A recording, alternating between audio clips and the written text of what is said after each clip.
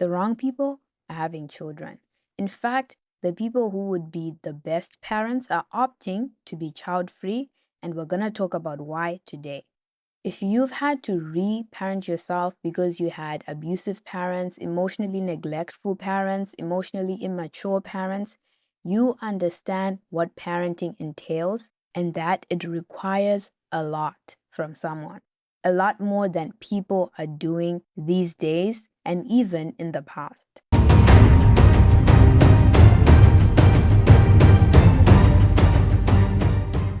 Hello and welcome. If you're new here, my name is Chidompofu. I'm your personal emotional intelligence detective. Welcome to the Fit with Chido family, where we go beyond physical fitness, striving for mental and emotional fitness.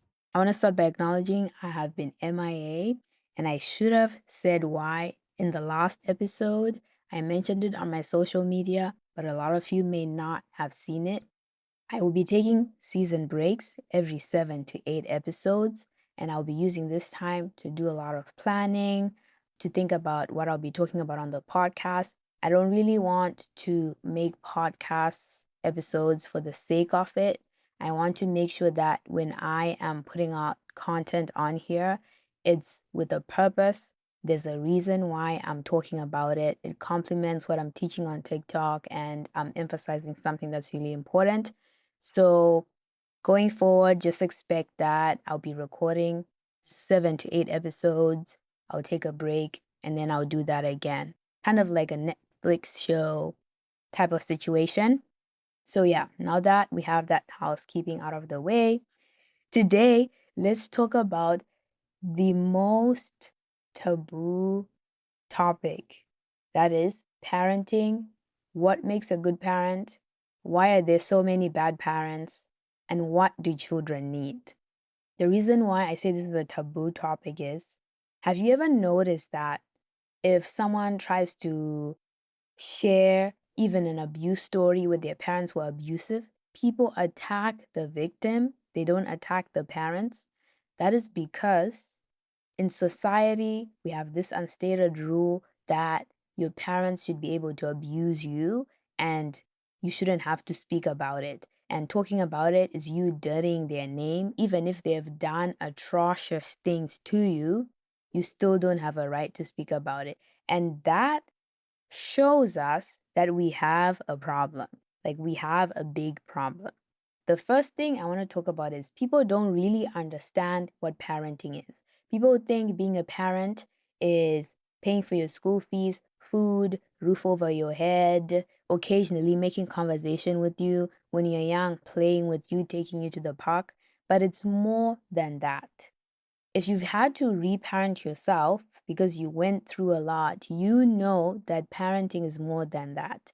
Parents are supposed to be teaching their children self-regulation, regulating your emotions, understanding who you are as a person, right? They don't have to tell you, like, who are you, but they guide you as you go through this journey. They're supposed to provide emotional safety and security. A lot of issues that children grow up having in the future come from not feeling safe within their family unit. Your parents also affect your self esteem. The way your father treats you affects how you see your worth. The way your mother treats you affects your relationship with yourself. Parents don't even think about this. They thoughtlessly say things to their children that stick with their children for the rest of their life. If you have things like money wounds, rejection wounds, a lot of those stem from during the time when you were living with your parents, and it can affect the whole trajectory of your life for the rest of your life. Two people who thoughtlessly did things or said things in your childhood can affect what happens in your adulthood. And unfortunately, if you don't wake up to it and start reparenting yourself and undoing all of the bad things they may have instilled in you, you can literally go to your grave just living in this cycle of issues that started when you were young. So it all stems from parents thinking that children should be able to take whatever they get from their parents. Another issue I see is parents thinking, and this happens at a subconscious level. They think because the child can't articulate what's wrong with the way they're being treated, or they can't articulate that they're being hurt, there's no impact, there's no consequences, or no issues that the child will have in the future. And we've all seen people who end up in therapy, 30, 40-year-olds, still dealing with something that happened when they were 5 years, 10 years, 15 years.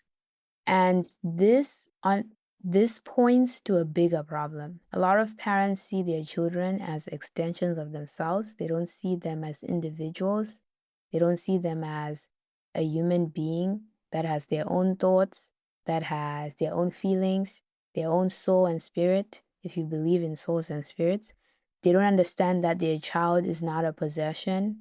It's not someone that you can just toy around with, and it's always funny when parents have been abusive during a child's life when they were young and they expect those children to still love them when they're adults.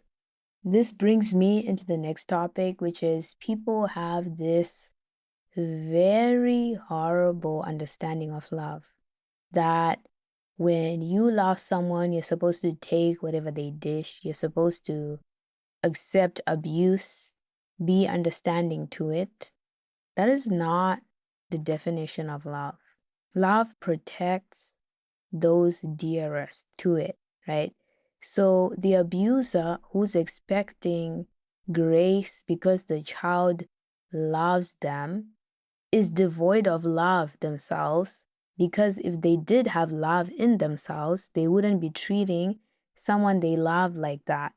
So a lot of people don't actually realize they're in one-sided relationships with their family because they're the ones on the receiving end of abuse, and they're being told love endures, love looks away, whatever it is they're telling you. But why are they doing those things in the first place? You're teaching your child that love abuses, love can take advantage of you, love is not held accountable. That's what you're teaching them. And these are the lessons that children grow up with, which is why children who go through abuse end up in abusive relationships with partners, because they have internalized these lessons in them. And this is why I say people thoughtlessly have children. They don't think about it. They don't understand what it means. They don't understand that you're affecting someone else's life, their psyche, their mental health, because you are raising kids and you're not even thinking about what you're teaching them, like what values you're teaching them. And you're teaching them to be doormats, people pleasers with the way you treat them, because you think as a parent you have a right to do whatever you want to your children just because they're your children. By virtue of not understanding that being a parent is more than just bills, you're automatically a bad parent, because you're definitely doing something to your kids that you shouldn't be doing to them. You're not teaching them things you should be teaching them. You're not creating a safety container for them. People really need to think through what parenting means before rushing to do it.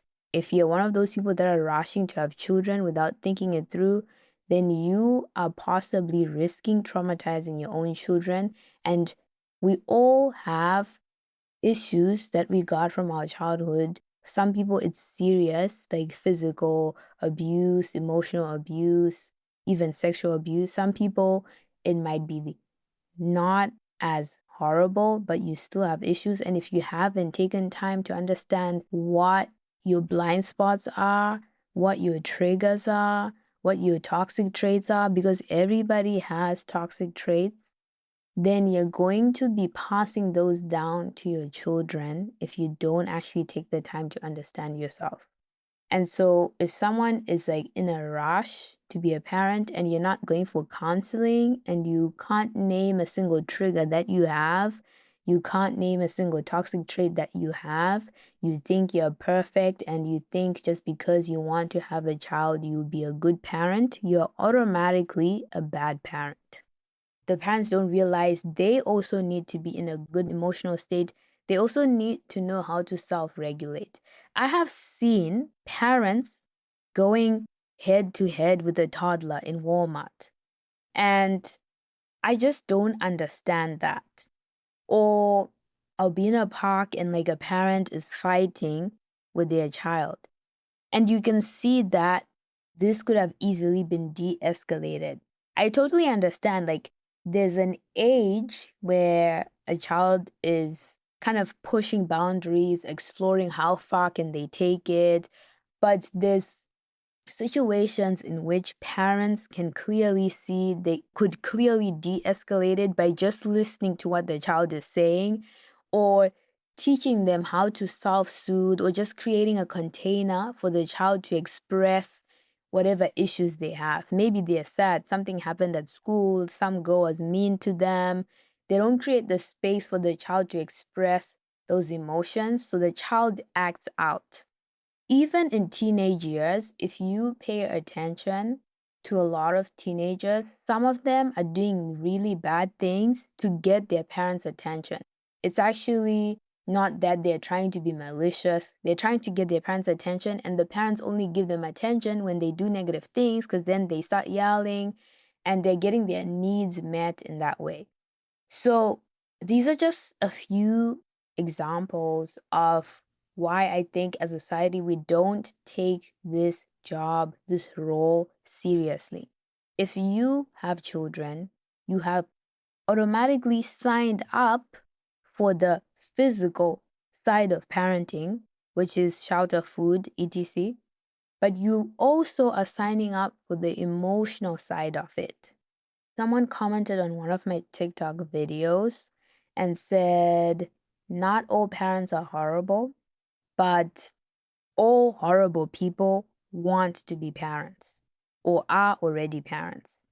I remember reading this comment and thinking, I have felt this my whole life, like even when I was a lot younger, like in high school, because I just used to see that it's always the most abusive people that want children. And I started to think, what is that? What is that? Why do they want children? And one of the things I recently realized is that when you have this strong need to get an answer, and you have emotions around it, and you're just like asking yourself these questions, the universe, you can call it God if you believe in God, you can call it the universe, you can call it luck.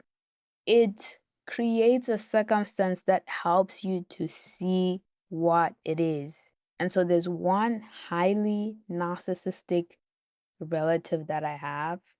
I had a conversation with them and they were trying to push me to have children. And I said, I don't want children. And I certainly would not get married to someone who already has children because I would never want to be a stepmom. I don't want motherhood to be pushed onto me. So the fear mongering started. They go, oh, you're going to be a social misfit. I'm like, honestly, I have never fit into anything my whole life. I've always been my own person. So not fitting in is not something I care about and will ever care about, right? And then the second thing was, you need children. You need, pay attention to the wording. You need children to fill your love space. This is an odd thing to say. Why would someone say they need children to fill their love space? What is this space? What is this love space you speak of? In my head, I was thinking, okay, so this is what they always say, that like people who are highly narcissistic have this void that they must fill with objects, people, and they also see people as objects. So they must fill it with people, objects, supply, that sort of thing. And it made total sense to me because when I think of love and I think of children, I think of giving. I don't think of collecting kids to put them into my space. I don't think of it like that. So that was like a very interesting conversation I had. Like it was very eye-opening because I realized a lot of people want children so that they have this sense of control in addition to filling whatever void they have. When you have children, they're dependent on you. They will love you unconditionally. And it is literally the easiest way to have people that you can control and do whatever you want to, which we see with these abusive parents because they do horrendous things to their children. You would even wonder, do these children share blood with these parents? Because the things they're doing is absolutely insane. And you just cannot understand how someone can have children and then treat them that way. Children are the least protected demographic in the world. I have seen some children like run away from home. They go to the police, they try to report their parents for their abuse, and then the police take them back to the parents who are abusing them, and nothing is done about it. In some countries, the culture condones abuse of children. You can't speak up when you're being hurt. If you do speak up, there'll be retaliation in the form of abuse. Once you understand how someone's childhood can affect their brain development, can affect their immune system, their health, mental health, and these things will impact their quality of life, and it can have lifetime effects, you realize what is at stake when it comes to parenting. You realize that parents have a lot of impact on a child's life in the beginning, and they really need to take it seriously. And people shouldn't just become parents for the sake of it to fit into society. You really need to think about it. Here's another one of my most radical opinions, and I know this, some people won't like this. I don't think you should be having children if you can't provide a comfortable life for them. You're guaranteeing trauma. You don't even have to be emotionally or physically abusive. Children raised in lack are going to have issues because they won't have access to health, they won't have access to good schools. Just by virtue of what you can provide for your children, you're putting them in tough situations that are going to have trauma associated with them. And I am not saying you need to be rich to have children. I am saying you need to get your finances in order. And the other issue of having children when you don't have money is this: when you're in a state of lack and poverty and you can't afford things, it actually lowers your level of empathy. It actually affects your ability to be compassionate because you are stressed. You're constantly in this heightened state of stress, of worry. Where is the rent going to come from? Where is this money going to come from? And you can't really be present for your children. You can't really understand them. Like, if let's say they come with an issue, you'd be like, oh, that's not as bad as us being kicked out of this house. That's not as bad as this thing that could happen. If they come to you needing something, you might snap. Oh, money doesn't grow on trees. Where do you want me to get that money from? I've heard parents saying things like these, like in stores and parks. Parents don't realize that you're actually traumatizing your children because at different ages, right, their brains work differently. So how they understand what you're saying is different. Sometimes they take it as an indication of their worth. And so I have always been against people having children they can't afford, is how I would phrase it. And it's actually something I used to keep to myself because I've had this opinion, like maybe since I was 14, and the adults around me would not let me say things like that. So, and this opinion, like a decade later, still stands. I still believe in it. We need to take parenting seriously. We need to treat children like human beings because they are human beings. And we need to stop assuming that because children don't understand what's going on, they aren't being hurt. Thank you so much for joining me on this topic. It's a tough one, but we have to face the facts or else we'll continue to traumatize future generations. Next week, we're going to be talking about reparenting yourself. What does it mean? What steps can you take? How to's, because a lot of people are always talking about reparent yourself, give yourself the things that you didn't get. But sometimes it's really hard to understand what that actually means and to see if you're actually helping your inner child to release the things you went through. So we'll be addressing that because I know a lot of people have had the parents I was describing in this episode. And so we need to look into the future and see how can we actually heal from things like that. If you haven't already, be sure to hit the subscribe button and the bell so that you get notifications. My name is Shidon. I'm your personal emotional intelligence detective, always keeping it real. See you next time.